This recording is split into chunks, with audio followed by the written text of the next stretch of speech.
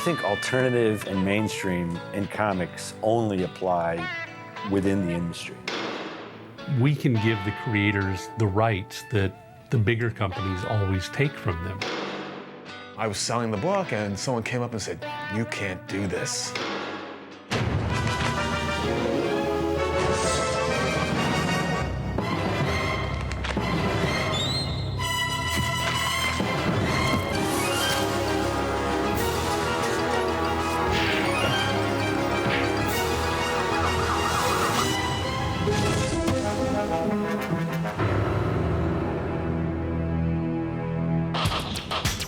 Most people know the work of only two comic book companies, Marvel and DC. But there are dozens of smaller companies and even individuals that publish comic books every day.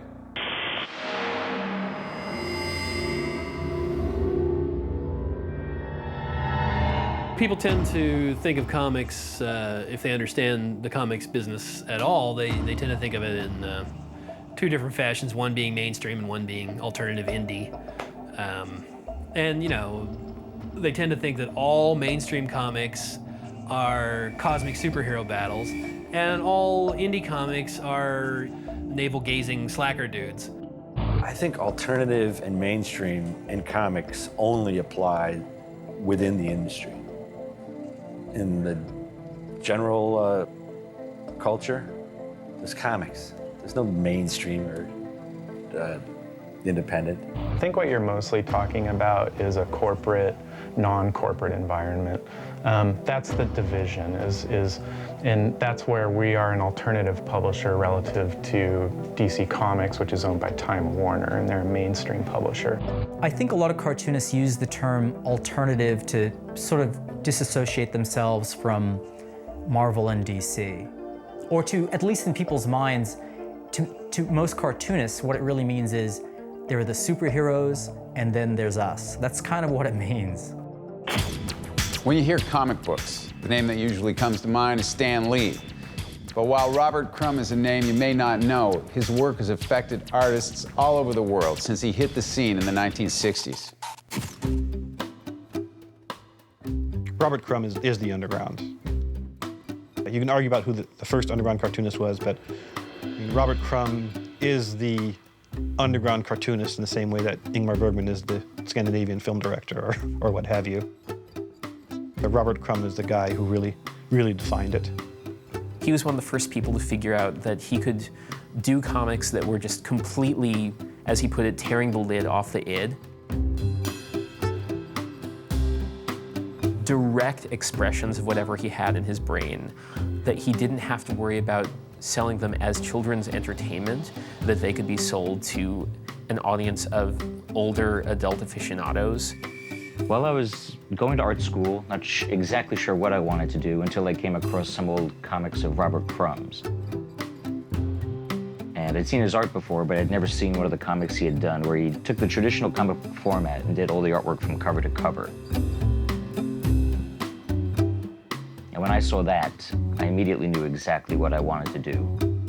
I visited him one time up in his home when he was living in Northern California with his wife.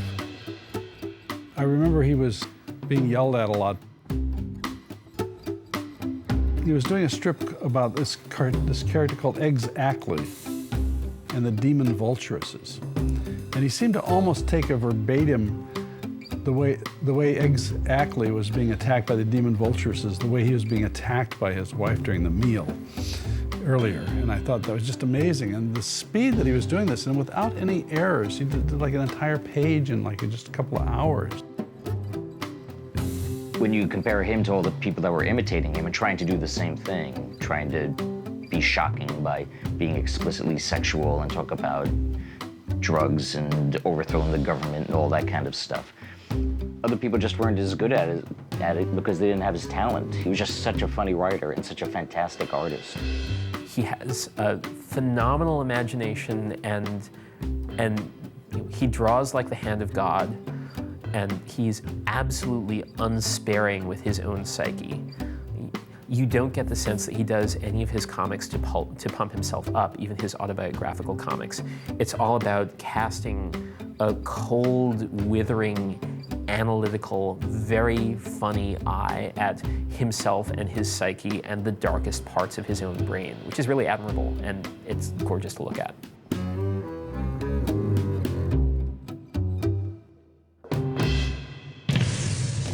Although superhero appearances in alternative comics are rare, they do occur. Chris Ware's Jimmy Corrigan, the smartest kid on Earth, uses a Superman homage as a symbol for the main character's absent father.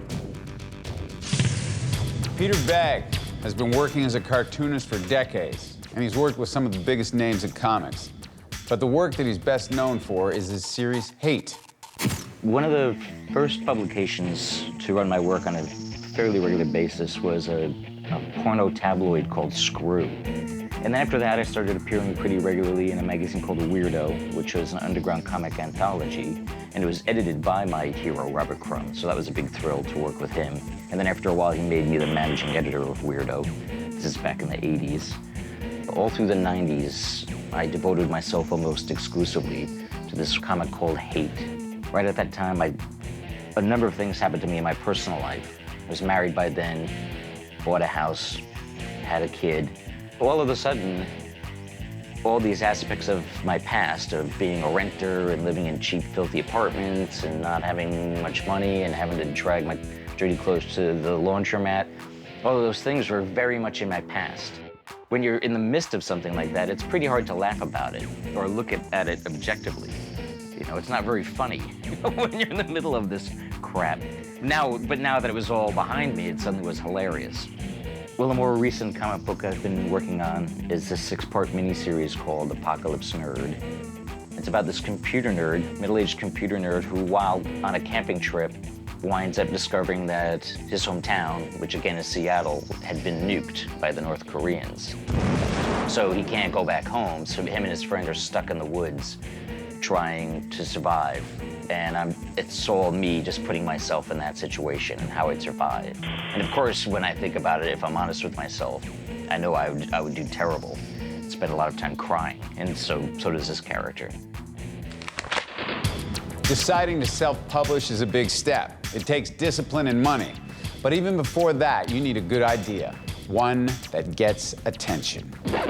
My name is Matthew Muhammad. I'm a writer. I write comic books. I concentrate on my own title, an independent title called Black Bastard, which I publish myself. The original product for Black Bastard wasn't a comic book, it was a t-shirt.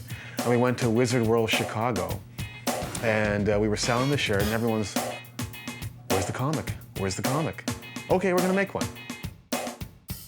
The first line of each comic is "Welcome to the city of Niggeropolis," and it just sets the tone right off the bat. It's a satire based on the exploits of a high school guidance counselor, and he dismisses counsel to students in need. Like, there's one issue where he gives the girl contact info for the local strip club as she turns 18. So, I mean, like, he's there for his students. We make fun of, like, I guess the usual stereotypes, but like I try and do it for everybody. And so each issue has a different theme and everything like that. And the latest issue we did was the anthology, where we had like 11 different stories featuring artwork from 20 different artists. It was so spectacular that we had to call it the Blacktacular. The feedback initially was so positive and so overwhelming that when the negative feedback did come, I was like, what's wrong with you, man? Don't you have a sense of humor? And what you have to understand, too, is when I started doing this, there was no Family Guy, there was no American Dad, there was The Simpsons and South Park, right? So, like, it wasn't out there the way it is now. Now my book seems tame in comparison to what these television shows do. I remember I was selling the book and someone came up and said, "You can't do this. You can't do this," a black guy. I gave him the comic book and I said, "Read it, try and see where I'm coming from." And he read it and he says, "I can see where you're coming from, but I still think it's something that you just don't do." I think I quoted him Jonathan Swift, where he talks about a satirical solution to like poverty and children being born into poverty, where they would eat the children of the poor.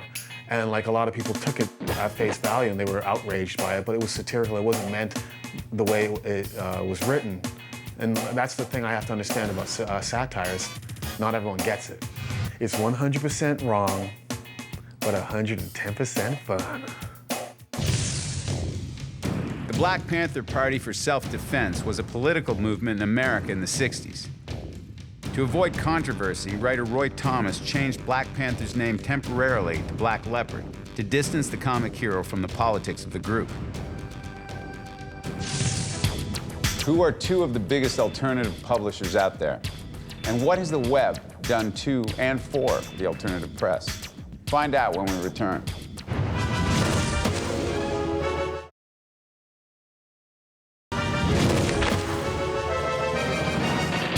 They've published works by the Hernandez brothers and Robert Crumb, as well as introducing new faces to the alternative scene. Fantagraphics has made a name for itself by publishing whatever it wants.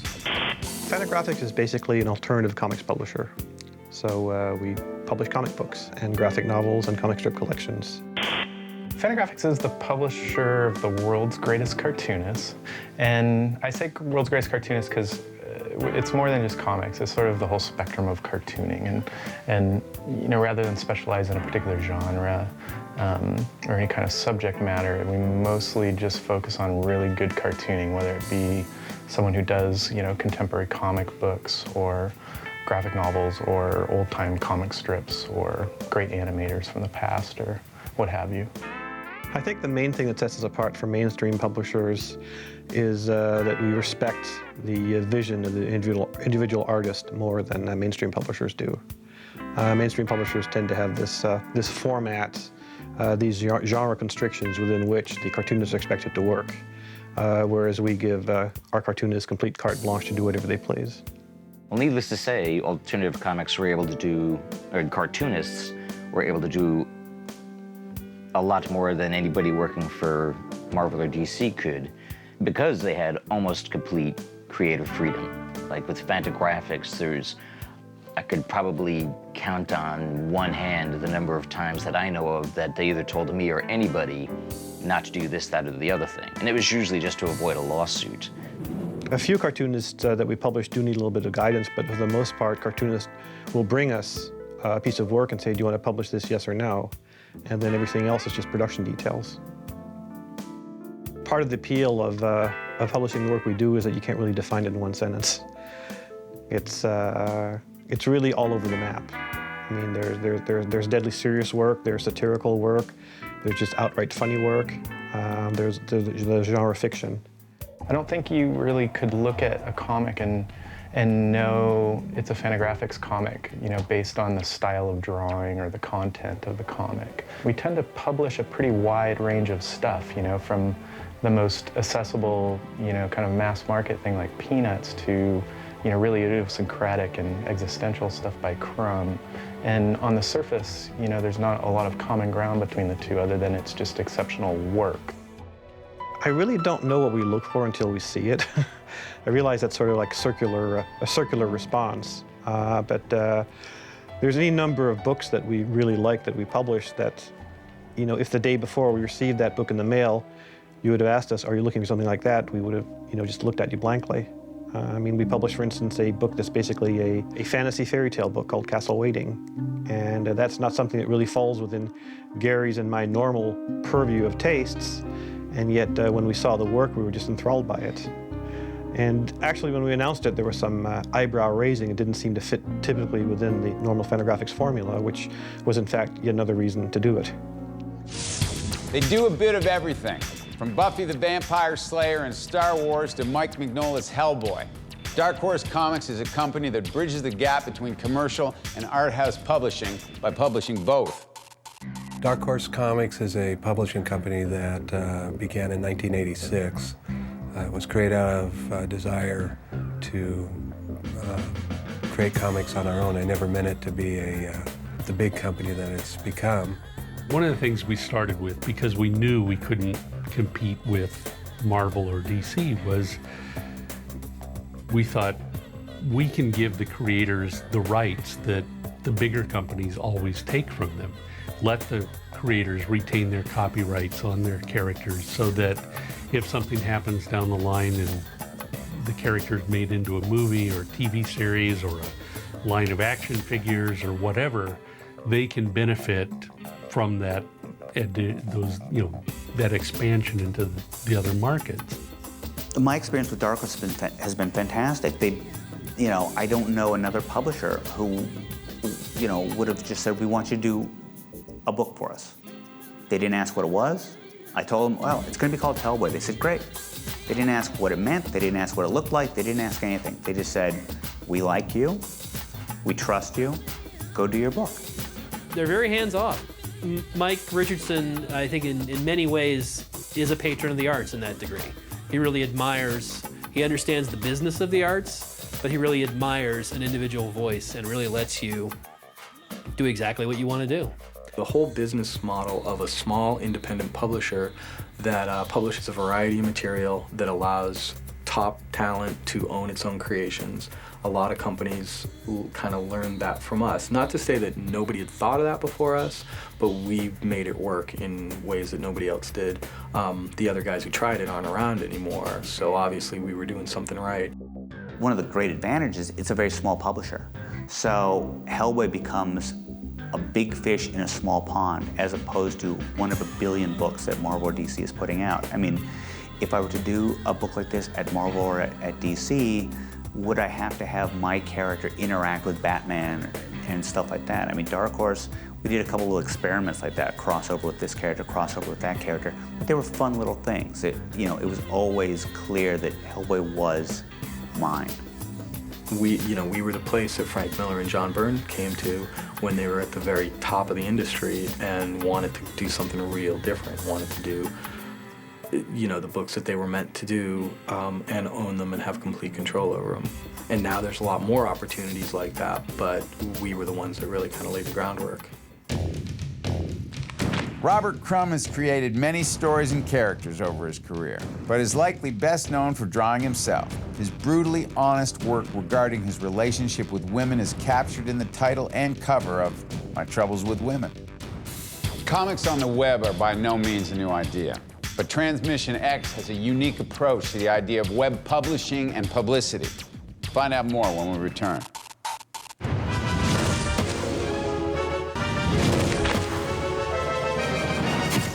From the autobiographical to the highly illogical, the alternative press covers all kinds of subjects. Here's a sample of the work that's out there.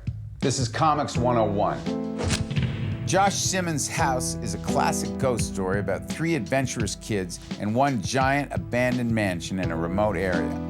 The story is truly chilling and is told through pictures, as not a single word is uttered in the entire book. Chester Brown's Louis Riel is a historic biography of one of the most controversial characters in Canadian history. Leader of the Northwest Rebellion in 1885, Riel has been seen as both traitor and hero, madman and saint. American Splendor is the autobiographical work of Harvey Pekar. Pekar's ability to tell such an honest story and capture funny and painful moments of his life has made this one of the biggest comics to hit the indie scene. A collective is not a new idea, but a web collective to generate comic books and publish new material on a weekly basis. Well, that's what Transmission X is all about. I think the goal and mission of Transmission X is it's an avenue, it's a showcase for us to put the ideas that we want to tell, the stories that we want to tell out there to garner an audience. And the web is a great vehicle for that because it's accessible worldwide. Transmission X started, I guess, out of a dissatisfaction with doing artwork for other people. Even though I've been lucky enough to work on projects that generally I've been excited about and that I enjoy, there's still that sense within you that you want to do something that's yours, something that you've created that's a story that you want to tell. Right now is a labor of love. Basically, 1 day a week, you're working for free. Hopefully, we're going to get enough of a fan base that we can start doing things with, things like advertising or merchandising on the site. A lot of this stuff we're still talking about because I think we all really feel as a collective that you need to have enough of an audience to make some of this stuff happen. Webcomics is very much a word-of-mouth kind of linking kind of community that grows. And we hope eventually to take Transmission X to the place where we can put editions out of the comics, whether it be anthology-wise or individually, People want just instant access to things, and that's the web for you. So I think the future of comics is definitely, at least in part, on the web.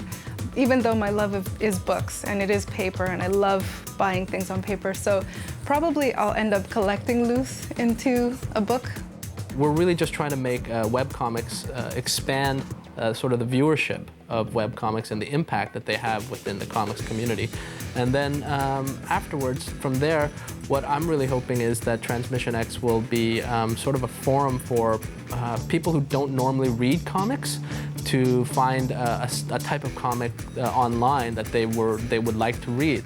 I think most of us with the Transmission X comics, we've decided to kind of keep our storytelling methods very classic, like Michael Cho, who does your 6:9 ratio.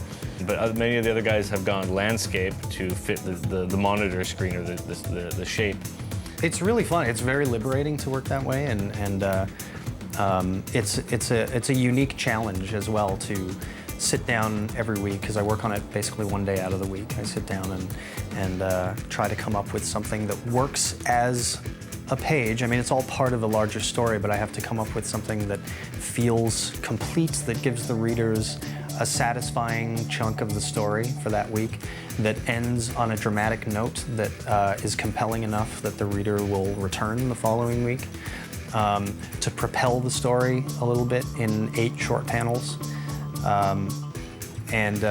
know, it's a whole host of creative challenges. Each day of the week has a different strip. I put on Sunday especially because it feels like, you know, you're getting that Sunday strip in the newspaper, and it sort of has that feel to it. And I think that's what makes it fun and good.